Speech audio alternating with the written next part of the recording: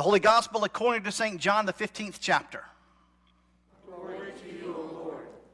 Jesus said to his disciples, I am the true vine, and my Father is the vine grower. He removes every branch in me that bears no fruit. Every branch that bears fruit, he prunes to make it bear more fruit. You have already been cleansed by the word that I have spoken to you. Abide in me as I abide in you. Just as the branch cannot bear fruit by itself unless it abides in the vine, neither can you unless you abide in me. I am the vine, you are the branches. Those who abide in me and I am them bear much fruit, because apart from me you can do nothing. Whoever does not abide in me is thrown away like a branch and withers. Such branches are gathered, thrown into the fire, and burned. If you abide in me, and my words abide in you, ask for whatever you wish, and it will be done for you. My Father is glorified by this, that you bear much fruit and become my disciples. The Gospel of the Lord. This is a book. This brown part here is the cover of the book, and what it does is it protects the pages inside the book. Now, on the pages are letters. There's 26 letters in the English alphabet, and they go in a certain order to form what's called words. And every word has its own meaning, okay? And so you take these words, you put them together to form a sentence. These sentences express thought. You put sentences together to form a paragraph, and the paragraphs then form chapters. And the chapters all make up the entire message of the book. Now, this particular book is called a Bible. In this one, it's a little bit different because there are 66 books inside of this one book. And it's divided in two parts, the Old Testament and the New Testament. There's 39 books in the Old Testament. There's 27 books in the New Testament. Okay? And each of those books are divided into chapters, and each chapter is split up into verses. Now, at this point, you may be wondering, why in the world is he telling us this? Surely we know this by now, right? I mean, we know what a book is. Well, I'll tell you why. Because I feel like it's time for us to go back to the basics. And so with that, let me tell you the inspiration behind this. From 1948 to 1975, the University of California, Los Angeles, UCLA, right? UCLA men's basketball team was coached by the famed coach John Wooden. In ESPN's Coaches of the Century, he was number one. Great coach. He won 10 national championships, had 7 undefeated seasons. 7 in a row, and had 4 undefeated seasons. Great coach. And he had a lot of great players. And so I'm sure that as these players gathered one day in 1967, one of them being the top recruit in all of college basketball, a guy named Lou Alcindor. Maybe you don't know that name, but you've probably heard of Kareem Abdul-Jabbar. That's what his name was changed to a few years later. Well, Kareem was a freshman, and his very first practice with the famed coach, the legendary John Wooden, and Wooden says, all right, men, go and form a circle in the floor in center court and sit down in a circle. Well, that's a very strange way to start a practice. I mean, I'm not a basketball coach, but what kind of drill is sitting in a circle? And then it got weirder. It's not COVID. So he said, take off your socks and shoes. Well, it's John Wooden. You take off your socks and shoes, and so they did. And then this legendary coach proceeded to teach his players how to put on their socks and shoes and how to tie them. That was the first day of practice. Now, folks, these were the most highly recruited basketball players in the entire country. And what does he do? He teaches them how to put on socks and shoes and tie their shoes. You think they might have that down by now, right? But he said, what's the most important thing in basketball?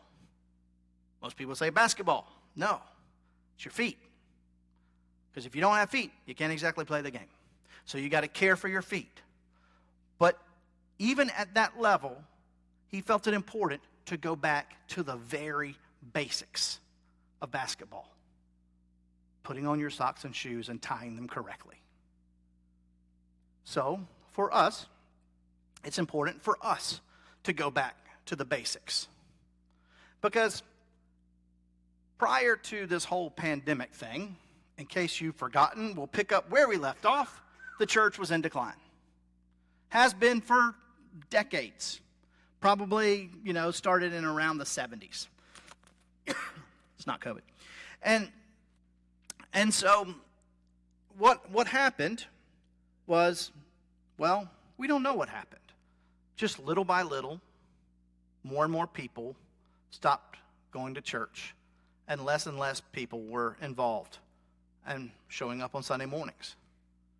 And the churches tried to turn things around, but they couldn't quite put their finger on what exactly was going on. But year by year, more and more people were going less and less. And then COVID came.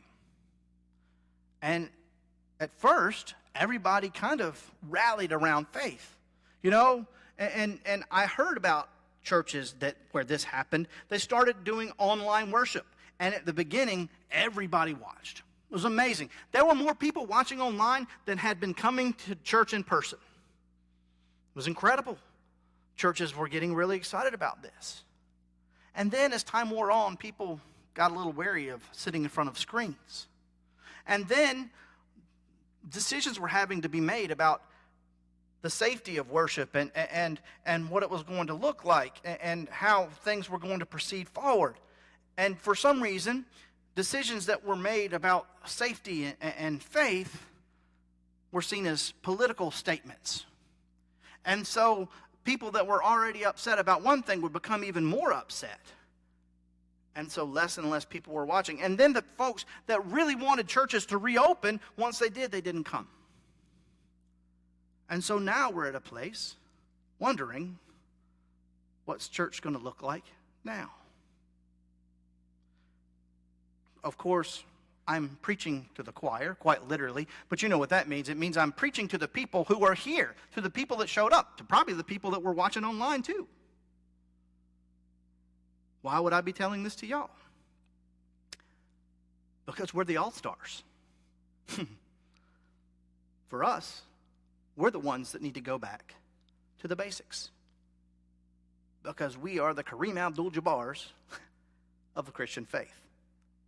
And so for us, we have to start at the beginning and see what it is that's most important. Because if the church is going to change, if the world is going to be changed by the church, then it begins with you and me.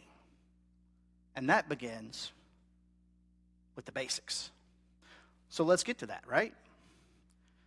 It comes from our second reading today, which is from 1 John. Now, 1 John isn't one of the most widely known books of the Bible, is it? It's not like Matthew, Mark, Luke, or John.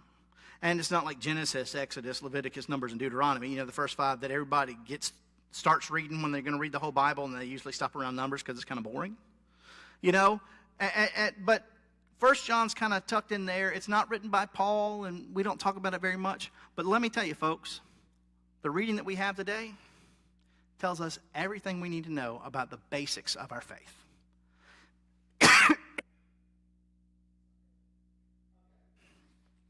So let me pick up in verse 7. Beloved, let us love one another. Let us love one another. It's said in that way 14 times in Scripture. Love one another. 14 times. But countless times it tells us that we should love one another, right? It may not say it in those 3 words back to back, but we know that what it means to be a Christian is that we love one another. We love each other. What do Christians do? They love each other. That's what it means to be a follower of Jesus Christ, is to show love to other people. Somewhere along the way, we've started messing that up. Somewhere we've forgotten what it means to love one another. We think that loving other people means, well, I can love you so long as you think the way I think and act the way I act, talk the way I talk, and look the way that I look. I can love you so long as you do it the way that I want it done, when I want it done, how I want it done. I can love you so long as you're like me, right? But that's not what it says here. It says, love one another.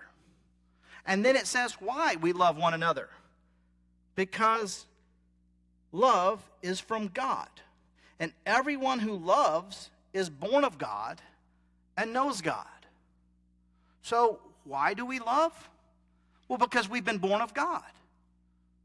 Because you and I, through the waters of baptism, are born of God.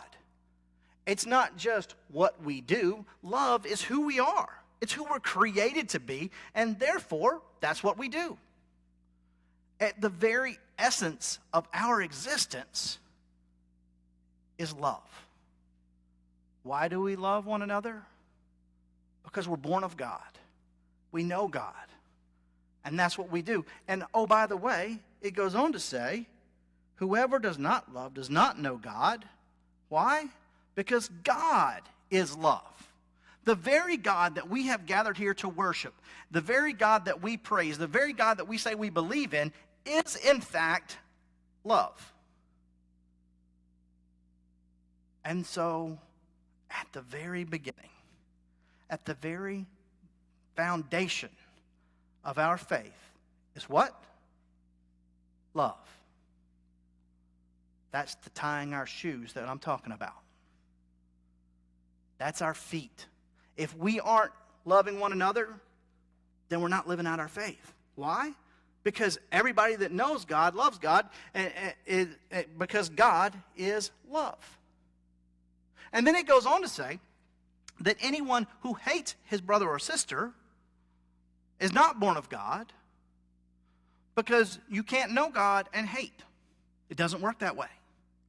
Which means, oh, by the way, that the message of Christianity that so many people are experiencing is not one of love, it's one of hate and judgment, isn't it? It's, we don't want you here. We don't think you're like us, so we think you should be out there. But that's not love. And what's the foundation of our faith? Love. So my friends, what I'm telling you today is kindergarten Christianity. We are called to love one another. And what does that love look like? That love looks like our God sending his Son who gave his life for us. What does love look like? That's what love looks like. It looks like Jesus on a cross. And so it is not a feeling that we get. You know, love is not butterflies in our stomach and sweaty palms. Love is an action. Love is us showing God to other people. Our mission statement at Pisgah, we share our gifts to show God's love. So how do we love? By being who we're created and called to be. Each of us have been given specific gifts. You don't have the same gifts I've got. I don't have the same gifts you've got. And so the way that I love others is not going to be the same way that you love others. There's not like a one-for-all prescription for showing love. But when we're actually who we're supposed to be, that's when we're showing love. And so let me encourage you. Now, you know, if you've ever listened to my sermons, I say, all right, so this week I want you to try. No, not this week. It's the second day of May, so you get one day off. All right?